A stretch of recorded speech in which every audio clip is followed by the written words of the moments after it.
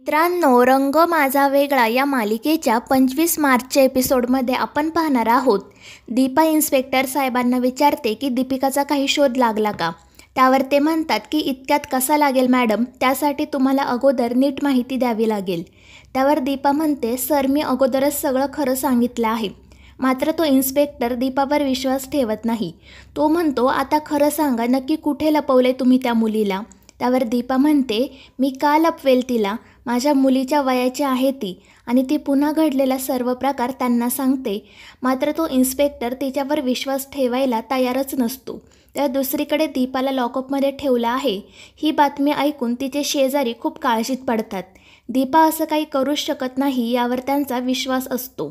साक्षी त्यांना दीपिकाबद्दलही विचारते, मात्र कोणीही दीपिकाला पाहिलेलं नसतं आणि त्यानंतर सर्वजण दीपिकाचा शोध घ्यायला सुरुवात करतात.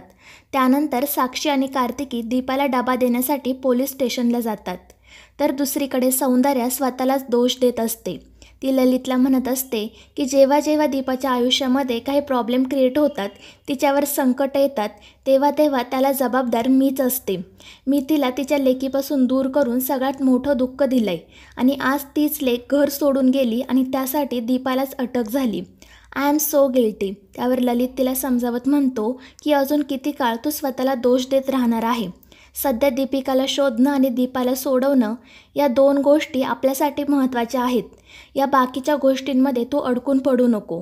आणि त्यानंतर दीपिकाच्या आणि कार्तिकीच्या काळजीने ती खूपच पॅनिक होते. ललित तिला म्हणतो, आपण निदान कार्तिकीला तरी घरी घेऊन येऊ. आणि त्यानंतर ते दोघे लगेचच दीपाच्या घरी जाण्यासाठी निघतात. तर दुसरीकडे साक्षी आणि कार्तिकी दीपाला डबा देण्यासाठी पोलीस स्टेशनमध्ये आलेले असतात. पण तिथे त्यांना सांगितले जाते की इथे जेवण दिलं जातं हे असले लाड चालत नाही, त्यामुळे तुम्ही हा डबा परत घेऊन जा. मात्र साक्षी आणि कार्तिकी पोलिसांना खूप विनंती करतात. त्यामुळे पोलीस दीपाला डबा देण्यासाठी तयार होतात. तर दुसरीकडे श्वेता राधाला घरी बोलावून घेते. ती खूपच खुश असते. तर राधा तिला काय झालं ते विचारते. श्वेता हसतच सांगते की दीपा जेलमध्ये आहे आणि ते ऐकून राधाला धक्काच बसतो. ती विचारते, पण का. त्यावर श्वेता सांगते, कारण तिने दीपिकाला पळवून नेलंय आणि कुठेतरी लपवून ठेवलंय. त्यावर राधा म्हणते, शक्यच नाही, दीपा हे असं काहीच करू शकत नाही. पण कधी कधी मला तुझ्या मात्र थोबाडीत मारावी वाटते. त्यावर श्वेता खूपच चिडते आणि राधाचा हात पकडून स्वतःच्याच तोंडात मारून घेते आणि म्हणते, तू ना एक नंबरची गटबदलू आहे. आधी दीपाला घराबाहेर हाकलण्यासाठी बरोबर मला सपोर्ट करत होती आणि आता मात्र याच घरामध्ये तिला आणून ठेवले, माझ्या डोक्यावर बसून ठेवले.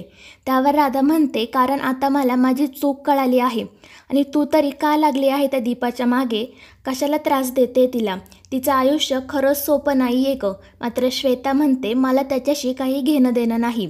दीपा आता जेलमध्ये आहे आणि ती तिथेच कशी सडेल हेच मी बघणार आहे. त्यावर राधा तिला समजवण्याचा खूप प्रयत्न करते. दीपा तुझी बहीण आहे हे तिला सांगते. मात्र श्वेता म्हणते, ती माझ्यासाठी फक्त अमावस्येची काळी रात्र आहे, बाकी काही नाही. आणि रागातच ती तिथून निघून जाते. राधाला काय करावं ते सुचत नाही. तर दुसरीकडे साक्षी आणि कार्तिकीला दीपाला 10 मिनिटांसाठी भेटू दिले जाते. कार्तिकी रडतच दीपाला म्हणते, आई तू चल ना घरी, नको थांबू इथे. मात्र दीपा तिला समजावत शांत करते. त्यानंतर कार्तिकी दीपाला जेवण करून घे म्हणून सांगते. तर दीपा तिला म्हणते, मी जेवण करेल नंतर, पण तू जेवली का. त्यावर कार्तिकी म्हणते, हो, साक्षी मावशीने भरवलं मला. आणि त्यानंतर दीपा तिला मिठी मारून रडत असते. तर कार्तिकी तिचे डोळे पुसत तिला धीर देत म्हणते, तू रडू नकोस आई, दीपिका लवकरच सापडेल आणि त्यामुळे तुला लवकर घरी येता येईल. त्यावर दीपा होकार देते.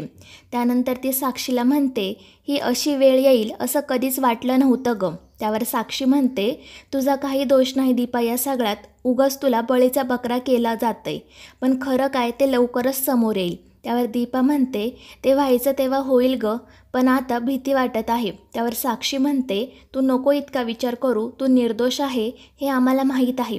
त्यावर दीपा म्हणते, पण भीती वाटते गं, हे लोक सारखं मला विचारत असतात की दीपिका कुठे आहे ते सांगा. मी त्यांना सगळं खरं खरं सांगितलं, पण त्यांचा विश्वासच बसत नाही. मात्र तितक्यात पोलीस तिथे म्हणतात, चला 10 मिनिटं संपली. आणि त्यानंतर साक्षी दीपाला डबा आणि कपडे देत जेवून घ्यायला सांगते. तर कार्तिकी दीपाला मिठी मारून रडायलाच लागते. दीपा तिला समजावत शांत करते आणि त्यानंतर त्या दोघी तिथून निघतात. तर दुसरीकडे वस्तीमधील लोक सर्वत्र दीपिकाचा शोध घेत असतात, मात्र कोणालाही तिचा काही ठावठिकाणा लागत नाही. तितक्यात सौंदर्य आणि ललित तिथे येतात. दीपाचे शेजारी त्या दोघांना खूप ऐकवतात आणि त्यांना कार्तिकीलाही भेटू देत नाही. सौंदर्य त्यांना समजावण्याचा खूप प्रयत्न करते, पण ते लोक तिचं काही ऐकून घेत नाही. उलट कार्तिक दीपाला सोडून दुसऱ्या मुलीशी लग्न करतोय आणि यामागे तुमचाच हात असणार असा तिच्यावर आरोप करतात. ते म्हणतात की आम्ही तुम्हाला देव समजत होतो, पण तुम्ही मात्र दानव निघालात. आणि हे ऐकून सौंदर्याला धक्काच बसतो. ललितही त्या लोकांना समजवण्याचा प्रयत्न करतो, पण ते काही ऐकून घेण्याच्या मनस्थितीतच नसतात. सौंदर्याही त्यांना सांगते की मी लवकरात लवकर दीपाला सोडवून आणेल. त्यावर ते लोक म्हणतात, जेव्हा सोडवून आणाल तेव्हाच इथे या, पण आता इथून जा. मात्र तितक्यात साक्षी आणि कार्तिकी पोलीस स्टेशनमधून तिथे येतात. कार्तिकी रडतच सौंदर्याला मिठी मारत म्हणते, आईला सोडत नाहीये जेलमधून, आम्ही तिला आत्ताच भेटून आलो. त्यावर सौंदर्या म्हणते, तू काळजी करू नको, मी आईला लवकरात लवकर सोडवून आणेल, पण आता तू आमच्यासोबत घरी चल. पण कार्तिकी नकार देते. सौंदर्या तिला समजवण्याचा प्रयत्न करते, तर साक्षी म्हणते ती नाही येणार, पण तुम्ही काळजी करू नका, मी आहे तिच्यासोबत. आणि त्यामुळे सौंदर्याचा नाईलाज होतो. ती साक्षीला कार्तिकीची काळजी घे म्हणून सांगत तेथून निघते. तर दुसरीकडे दीपिका मंदिराबाहेर बसून रडत असते. ती मनाशी म्हणत असते की देवा, कोण आहेत माझे आईबाबा आणि मला कधी भेटतील ते, आणि माझा डॅडा, माझं त्याच्यावर पण खूप प्रेम आहे, पण तो तर माझा खरा डॅडाच नाही.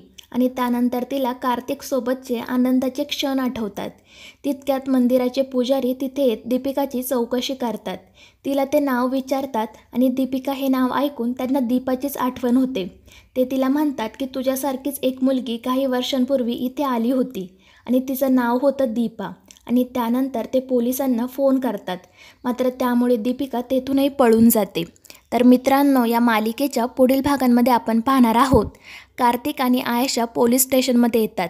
ते दीपाला विचारतात की नक्की दीपिकाला तू कुठे लपवून ठेवलं आहे. त्यावर दीपा त्यांना सांगते, मी दीपिकाला कुठेही लपवून ठेवलं नाही. ती जेव्हा घरी आली होती तेव्हा ती खूपच दुःखी होती, कारण तिला समजलं होतं ती अनाथ आहे ते. आणि ते ऐकून कार्तिकला मोठा धक्काच बसतो. त्यानंतर तो रडतच आयशाला म्हणतो, माझी मुलगी खूप समजूतदार आहे गं, पण जेव्हा तिला समजलं ती अनाथ आहे तेव्हा ती घर सोडून गेली. नक्की अनाथ या शब्दाचा तिने काय अर्थ घेतला असेल. आणि त्यानंतर ते दोघंही दीपिकाचा शोध घेण्याचं ठरवतात. तर मित्रांनो, या मालिकेच्या पुढील भागांच्या अपडेट्ससाठी आपल्या चॅनलला सबस्क्राईब करा.